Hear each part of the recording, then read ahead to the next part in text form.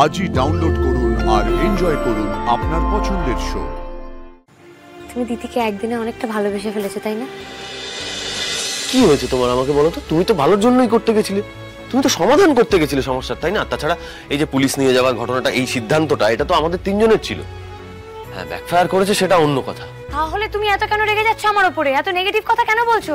আরে বাবা, তুমিই সেই মানুষটা যে আমাকে ওই হসপিটালে বেডে শুয়ে শুয়ে বলেছে যে আমার অপারেশন করো, যেখানে তুমি নিজে জানো যে তোমার বাঁচার চান্স 1%। তারপরও তুমি এই কথাগুলো বলেছো, তাহলে আজকে কেন এই কথাগুলো বলছো? আমি ভয় পেয়ে গেছিলাম আনন্দী। একজন মা মেয়ে দুজনে আলাদা হয়ে যাবে, এই ভয়টা আমাকে কুড়ে কুড়ে খাচ্ছিল। আমি তোমাকে বোঝাতে পারছি না, আমি কিভাবে বোঝাই তোমাকে। আমি এটা কখনো মেনে নিতে পারবো না, জানো তো। কিন্তু বিশ্বাস করো, আমি তোমাকে ভুল বুঝিনি।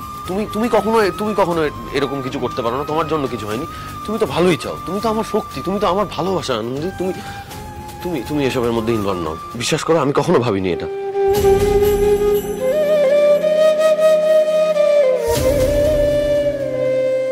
কি একটা কঠিন ধাঁধার মধ্যে আমরা সবাই মিলে জড়িয়ে পড়লাম বলো তো। একদমই তাই। যত দিন যাচ্ছে তত বিষয়টা আরো জটিল হচ্ছে। দেখো, মানে ইচ্ছে করে মনে হচ্ছে যেন কেউ জগ পাকিয়ে দিচ্ছে। আমাদের না এত প্রবলেমের দিকে ফোকাস করলে হবে না আদি, সলিউশনের কথা ভাবতে হবে, তাহলে একটা না একটা পথ বেরোবে। কালকে এরকম সময় মেয়েটা ওইখানে শুয়েছিল, আর এখন দেখো বাবার কাছে চলে গেল। কিছু করারও নেই, কোর্টের অর্ডার। আবার কাল সকাল হলেই হসপিটালে চেক আপ করাতে চলে আসবে। কি অদ্ভুত না? তুমি দিদিকে খুব মিস করছো, তাই না আদি? আমি দিদিকে একা মিস করছি, তুমি মিস করছো না? কালকে রাত্রেবেলা যতক্ষণ দিদি এখানে ঘুমিয়েছে, তুমি বারবার উঠে দেখেছো দিদির কোনো অসুবিধা হচ্ছে কিনা, ওর গা থেকে চাদর সরে যাচ্ছে কিনা। সে তো তুমিও আমাকে দেখেছো, তুমিও দেখেছো যে আমি ঠিক করে ঘুমোচ্ছি কিনা, আমার মাথায় বালিশ ঠিক করে দিয়েছো, আমার গায়ের চাদর ঠিক করে দিয়েছো, যাতে আমার কোনো অসুবিধা না হয়। দেখোনি? এটাই তো আমাদের জীবন। তোমার ভালো মন্দ, তোমাকে যাতে যত্নে রাখতে পারি, এটা দেখা তো আমার দায়িত্ব, বলো।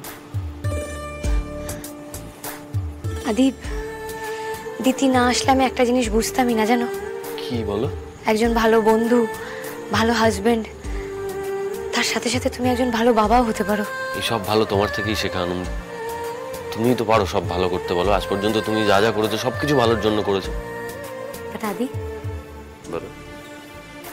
তুমি দিদিকে একদিনে অনেকটা ভালোবেসে ফেলেছো, তাই না? বলতে পারো, কিন্তু আমি একা নই। দেখাচ্ছি, দাঁড়াও। আমি তোমায় দেখাবো বলেই রেখেছিলাম পকেটে। দেখো, এই ছবিটা দেখো, এটা দিদি এঁকেছে। পাপা 1 পাপা 2। দেখো, একেই বলে বাচ্চা। দেখো,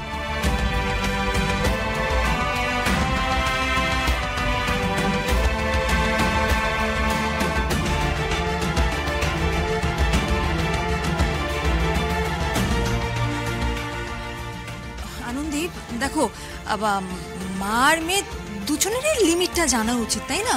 আর এই সিচুয়েশনের কথাই মা তোমায় বলছিল। এই আনন্দী, কি ভাবছো তুমি আবার? পাপা 2, পাপা, দিদি পাপা বলছে তোমায়? বিক্রম বলল প্রসিডিউরটা টাইম টেকিং, কিন্তু অতখানি সময় কি আমার হাতে আছে?